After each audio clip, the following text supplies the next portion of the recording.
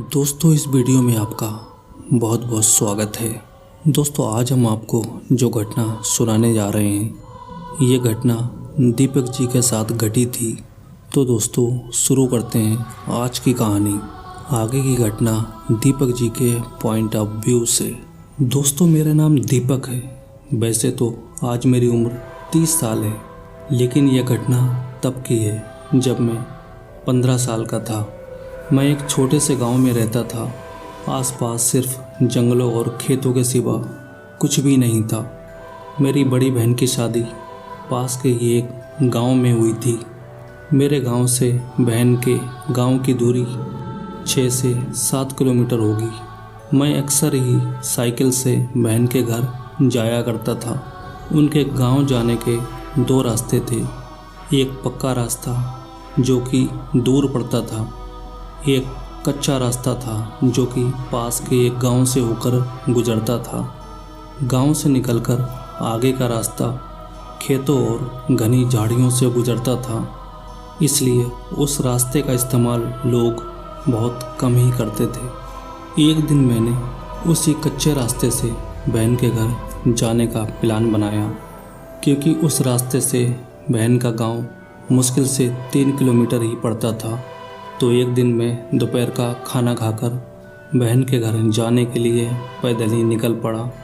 दूसरे गांव पहुंचा तो वहां बिल्कुल सन्नाटा था, क्योंकि दोपहर का टाइम था, इसलिए शायद सब घर में आराम कर रहे होंगे।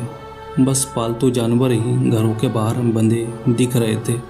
अब मैं गांव पार कर चुका था। अब आगे का रास्ता काफ़ी सुनसान था। अब यहाँ से बहन का घर 2 किलोमीटर दूर था। मैंने आगे चलना शुरू किया। दोनों साइड या तो खेत थे या ऊंची ऊंची घनी झाड़ियाँ। उस रास्ते पे मेरे सिवा दूर दूर तक कोई नहीं था। मुझे थोड़ा सा डर भी लग रहा था। अभी मुझे चलते हुए मुश्किल से 5 मिनट ही हुए थे। मुझे ऐसा महसूस हुआ जैसे मेरे पीछे कोई चल रहा हो। मैंने पीछे मुड़कर देखा तो वहाँ कोई नहीं था। मुझे लगा शायद मेरा वहम होगा। अभी कुछ दूर आगे बढ़ा था कि मुझे फिर किसी के पीछे चलने की आहट सुनाई दी। मैंने इस बार पूरा ध्यान लगाया। ये मेरा वहम नहीं था, मेरे पीछे कोई सच में चल रहा था। मेरा दिल बहुत तेज़ धड़कने लगा। बहुत हिम्मत करके देखा तो फिर वहाँ पीछे कोई नहीं था। अब मुझे घबराहट होने लगी थी। मन में अजीब अजीब से ख्याल आ रहे थे। मैंने तेज़ तेज़ चलना शुरू कर दिया। मैं बस जल्दी से इस रास्ते से निकल जाना चाहता था। अब रास्ता और भी पतला हो गया था। दोनों तरफ बहुत ही घनी झाड़ियाँ थीं। झाड़ियों की ऊंचाई इतनी होगी कि कोई आदमी उसमें आराम से छुप सकता था।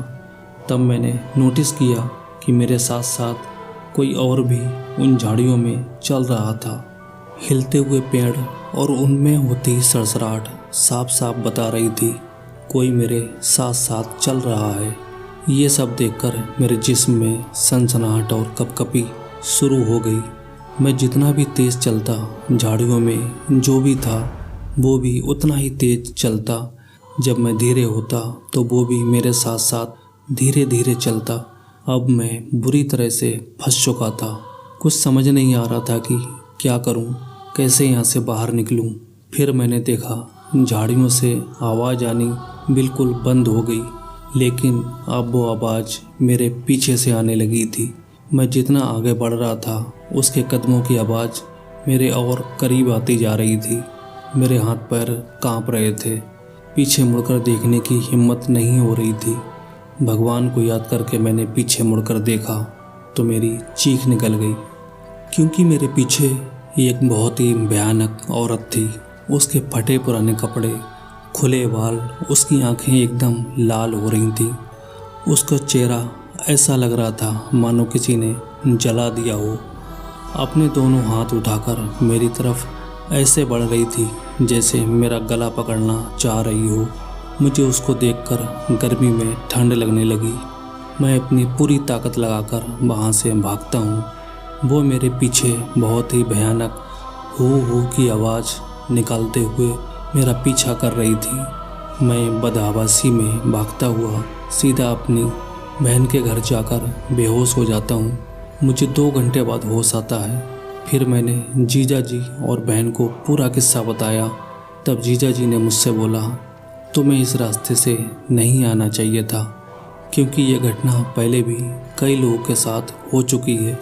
जीजा जी ने बताया, काफ़ी साल पहले वहाँ पर एक औरत ने खुद को जलाकर आत्महत्या कर ली थी।